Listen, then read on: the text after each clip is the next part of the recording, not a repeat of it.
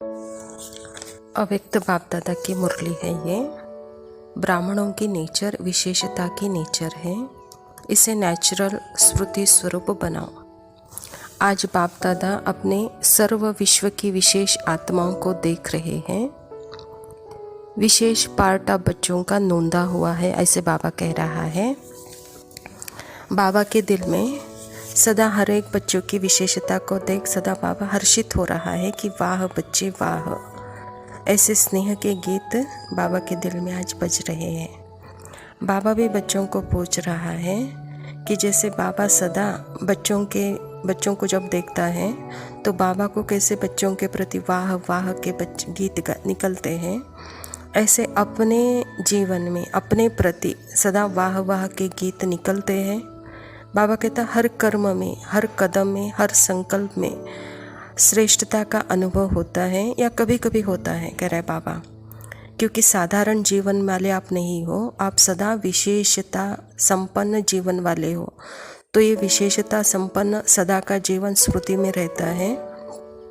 जीवन अर्थात ही बाबा कहता सदा और स्वतः नेचुरल हो, कहता है बाबा, क्योंकि ब्राह्मण जन्म विशेष जन्म है, जिसका जन्म ही विशेषता है और विशेषता से संपन्न जन्म है, तो उसका स्मृति या संकल्प कर्म कैसे साधारण हो सकता है, कह रहे बाबा, क्योंकि ब्राह्मण जन्म भी श्रेष्ठ, ब्राह्मण धर्म भी श्रेष्ठ, ब्राह्मण कर्म भी श्रेष्ठ, क्योंकि ब्राह्मण जन्मदाता, ब्राह्मण धर्म स्थापक सर्वश्रेष्ठ परमात्मा है और आदि ब्रह्मा बाप है। तो जैसे रचता सर्वश्रेष्ठ तो रचना भी सर्वश्रेष्ठ अर्थात विशेष है। तो ब्राह्मणों का धर्म कर्म विशेष क्यों? क्योंकि कर्म को फॉलो करने के लिए आपके सामने आदि आत्मा ब्रह्मा बाप सैंपल है, कह रहे बाबा। कर्म फॉलो करने के लिए साकार बाप को कर सकते हो, इसीलिए भाग्य विधाता अर्थात कर्म द्वारा भाग्य की रेखा श्रेष्ठ बनाने वाला ब्रह्मा गाया हुआ है, कहते बाबा। भाग्य की रेखा का कलम कर्म है, तो श्रेष्ठ कर्म का सहज सिंबल ब्रह्मा बाप है। इसीलिए आप सभी विशेष पुरुषार्थ का शब्द यही कहते हो, बाप समान बनना, कर्म में ब्रह्मा बाप समान बनना, फॉलो करना। और बाबा कहता निराकारी स्थिति में निराकार बाप समान अशरीरी स्थिति का अनुभव किया। साकार कर्म में ब्रह्मा बाप समान बनने का नंबरवार पुरुषार्थ किया। तो विशेष जीवन का आधार विशेष जन्म धर्म और श्रेष्ठ कर्म है। जैसे लौकिक जीवन में भी अगर किसी आत्मा का जन्म विशेष राज परिवार में हो, राजकुमार हो या राजकुमारी हो, तो विशेषता का होने के कारण वो सदा स्वतः और नेचुरल रहती है, या बार बार स्मृति में लाते हैं कि मैं राजकुमारी हूँ, मैं राजकुमारी हूँ, नहीं, वह सहज होता है। पुरुषार्थ करते हैं क्या, कह रहे हैं बाबा, नहीं। चाहे कर्म अपनी रुचि के कारण साधारण भी हो, लेकिन अंदर अपनी जन्म की विशेषता भूल नहीं जाती है, वह नेचुरल और नेचर बन जाती है।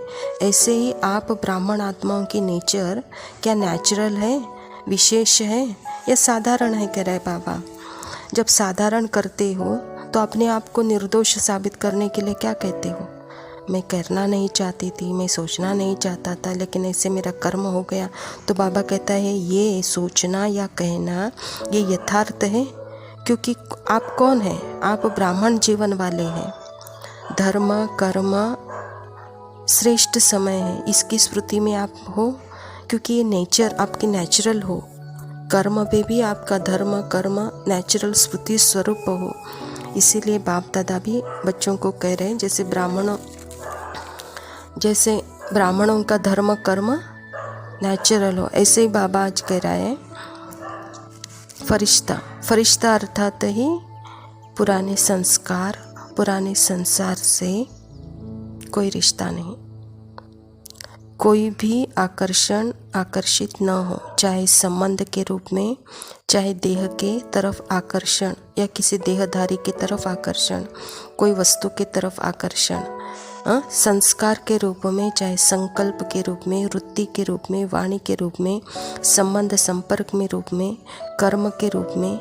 बाबा कहता फरिश्ता अर्थात डबल लाइट, तो अपनी निजी लाइट स्वरूप स्मृति स्वरूप कहाँ तक रहे कहता है बाबा। साथ साथ लाइट अर्थात हल्कापन, स्व के परिवर्तन के पुरुषार्थ में कहाँ तक लाइट अर्थात हल्के रहे।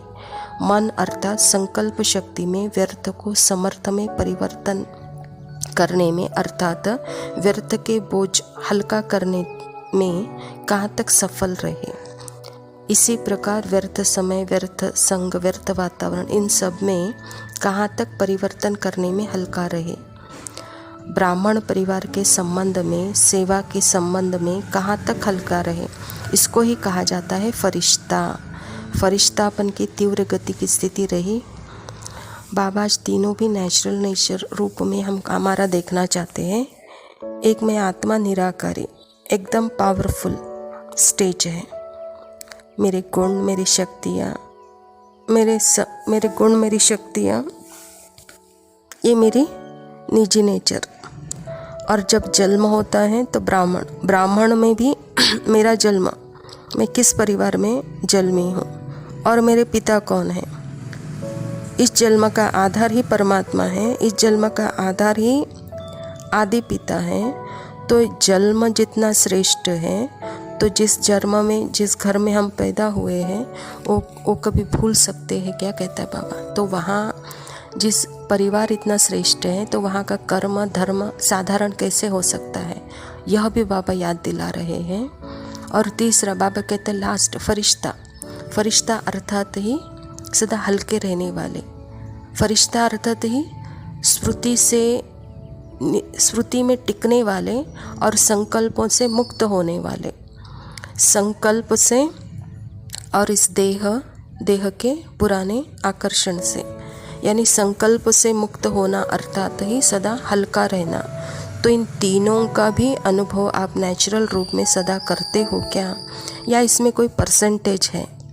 परसेंटेज है तो भी क्यों है परसेंटेज, पूछ रहा है बाबा। अगर परसेंटेज है तो भी जो पुरुषार्थ करना चाहिए वो पुरुषार्थ कब के ऊपर नहीं डालो, अब करो, कह रहे हैं बाबा।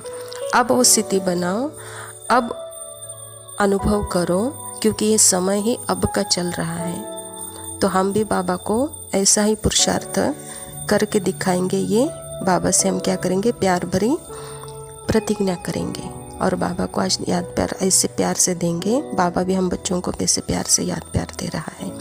चारों ओर की सर्व विशेष आत्माओं को सदा साकार ब्रह्मा बाप के श्रेष्ठ कर्मों को फॉलो